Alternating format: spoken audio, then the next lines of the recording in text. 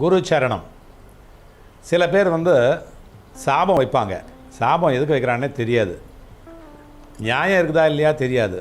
அவங்க மனசாட்சி இருக்குதான்னு தெரியாது. ஆனால் சாபம் வைப்பாங்க. அந்த சாபம் பலிக்கலையா அப்படிங்கிறதெல்லாம் வேறு விஷயம். ஆனால் பாருங்கள், சாபத்தை வச்சுட்டு போயிடுவாங்க. நியாயம் யார் பக்கம் இருக்குதுன்னே தெரியாது. சாபத்தை வச்சுட்டு போயிடுவாங்க. அந்த சாபம் நமக்கு பலிக்கக்கூடாது. பலிக்காமல் இருக்கணும். தப்பு நம்ம பண்ணமோ அல்லது அவங்க பண்ணாங்களோ அதை பற்றி தெரியாது. ஆனால் சாபம் கொடுத்துட்டாங்க அப்படிங்கிற பட்சத்தில் அது நீங்கணும். அந்த சாபம் பலிக்கக்கூடாது. இப்போல்லாம் நிறைய பேர் அப்படி தான் செய்கிறாங்க. ஒரு விஷயம் ஒருத்தருக்கு ஒருத்தர் ஆகலைனாலே ஒரு சண்டை வருது, ஒரு சச்சரவு வருது, ஒரு வாக்குவாதம் வருது, ஒரு மனஸ்தாபம் வருது. அந்த நேரத்தில் என்ன செய்வாங்க, இஷ்டத்துக்கு சாபம் கொடுப்பாங்க. இது குழாயடி சண்டையை பற்றி சொல்லலை. மெத்த படித்தவங்களாம் கூட கஸ் பண்ணுறாங்க. அதாவது தேவையில்லாமல் ஒரு விரோதத்தை உருவாக்கிக்கிட்டு அந்த சண்டையில் அவங்க என்ன செய்கிறாங்க, தன்னை அறியாமலே நீ கெட்டு போகணும், நீ நல்லா இருக்க மாட்டே அப்படின்னு மனசார அப்படின்னு சொல்கிறோம் பார்த்தீங்களா. மனசார சாபம் அப்படிங்கிறாங்க பார்த்தீங்களா. அதெல்லாம் பலிக்குதா பலிக்கலைன்னா என்ன பண்ணுறது, அதெல்லாம் வேறு விஷயம். அதாவது நியாயமான ஒரு விஷயத்துக்கு சாபம் கொடுத்தா அப்படியே பலிக்கும். அது விஸ்வாமித்திரர், வசிஷ்டர், முனிவர் அவங்க தான் அப்படின்னு இல்லை.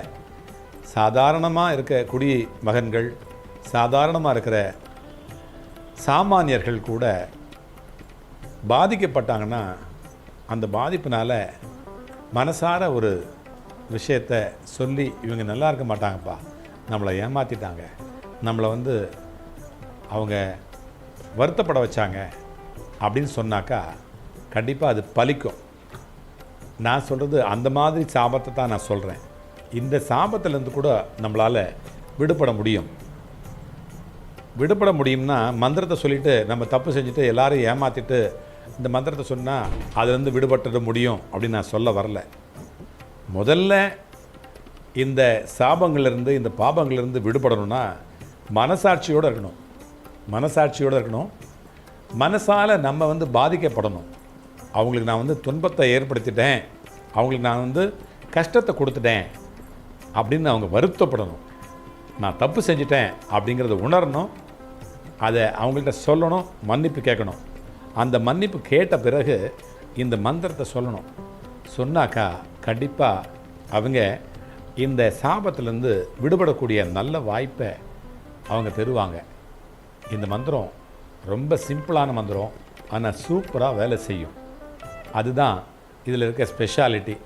நீங்கள் சொல்லணும். கண்டிப்பாக நீங்கள் பாவம் செஞ்சுருந்தால் பரவாயில்ல, கண்டிப்பாக அந்த ஆப்போசிட் பார்ட்டி இருக்காங்க இல்லையா, எதுக்காக பாவம் செஞ்சீங்க, யாருக்கு துரோகம் பண்ணீங்க, யாருக்கிட்ட ஏமாத்துனீங்க அப்படிங்கிறத நீங்களே உணரும்பொழுது அந்த பட்சத்தில் அவங்கக்கிட்ட போயிட்டு மன்னிப்பு கேட்குறது, அதுக்கு பரிகாரம் செய்கிறது, மனதார உணர்றது, அதன் பிறகு இந்த மந்திரத்தை சொல்கிறது.